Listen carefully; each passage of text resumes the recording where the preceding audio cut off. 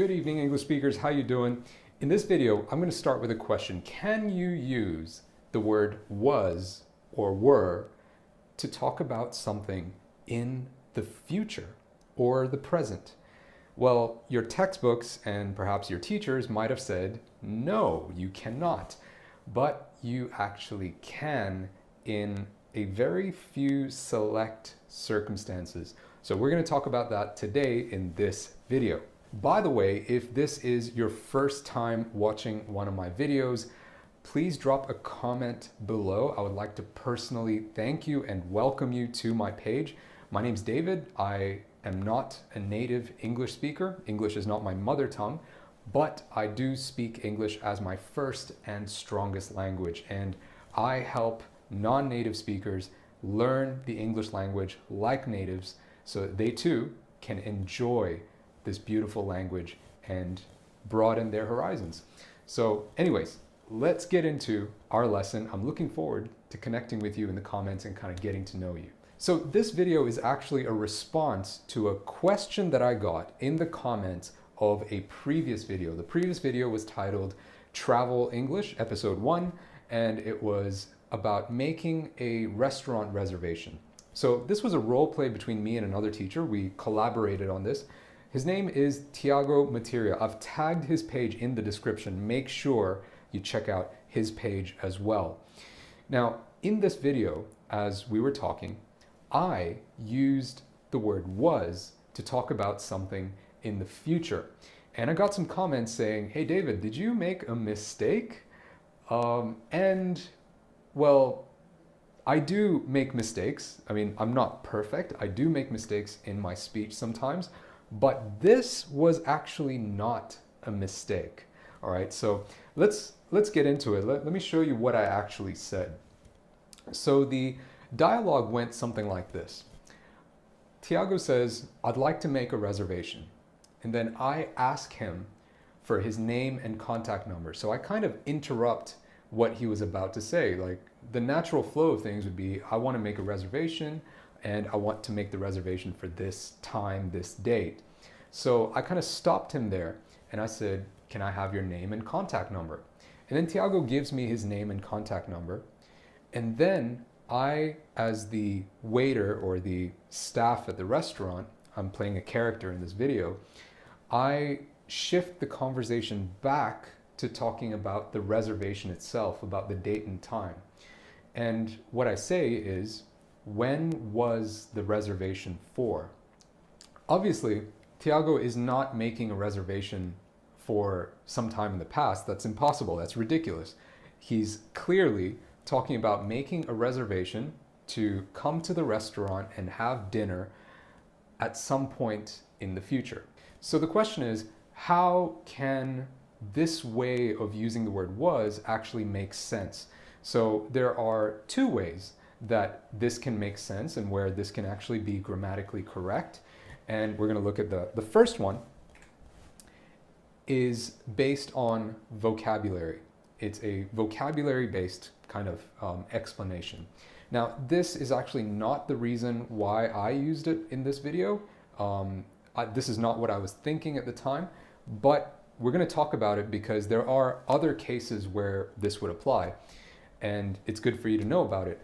The second reason, the grammar-based reason, is actually why I used the past tense in this video. Let's talk about the first one. This is the vocabulary explanation as to how this could make sense.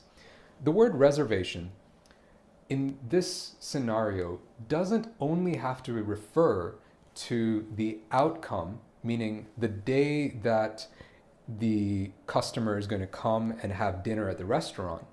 But the word reservation could also refer to the process of making the reservation. Tiago mentioned the reservation earlier in our conversation.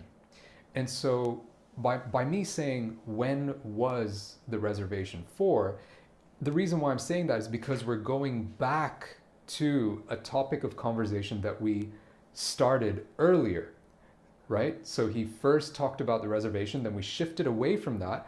I asked him for his name and contact number, And then now that I have his name and contact number, I now want to go back to that previous topic that we were talking about. And so that's why this could make sense if the word reservation in this sentence was being used to talk about the process of making the reservation that started earlier, or and instead of the outcome or the actual date that he's going to come to the restaurant, which is actually in the future. So if this was what I was thinking, I'm actually not talking about something in the future. I'm actually still talking about something in the past. But this is not why I used it in this video. Okay. The reason why I actually did use the word was in this video is because of the way grammar works in reported speech. And it's kind of appropriate that somebody asked me about this at this time, because we're just doing a series on reported speech with the grammar videos. So if you haven't watched it, make sure you watch those as well. So let me show you a real simple example as to what I mean. When we use reported speech, we can either use the present tense or the future tense, or we can use the past tense. And here's how.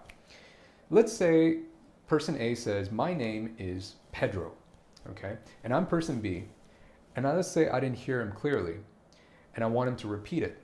So I would ask, what did you say your name was? And that sounds awkward, and in fact, I don't really like using this type of grammar, but this is actually grammatically correct. I'm saying, what did you say your name was? Because I'm referring to the point in the past when he actually said his name. I'm not referring to whether or not his name has changed since he actually said his name previously, because that's what it implies. If I say, oh, your name was Pedro, what's your name now? That's actually not what I'm thinking.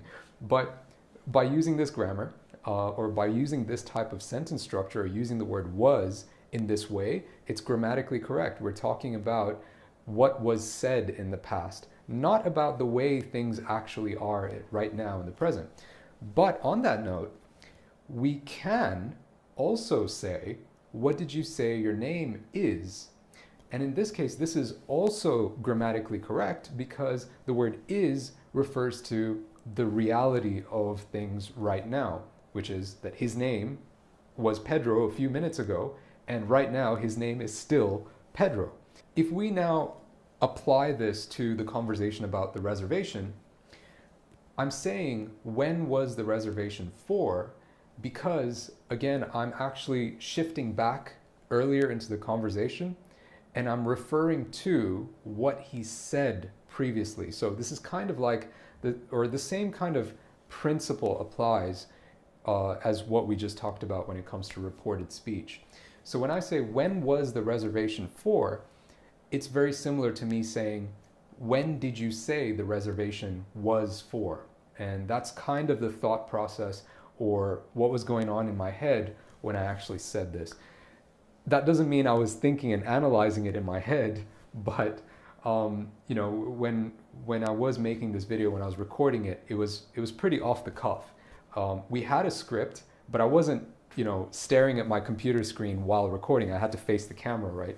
So it was kind of from memory, and I was kind of just going with the flow, feeling it out, and that's, you know, how it ended up coming out. So that's just what it is. And I'm kind of glad it did, because we got to talk about this grammar point.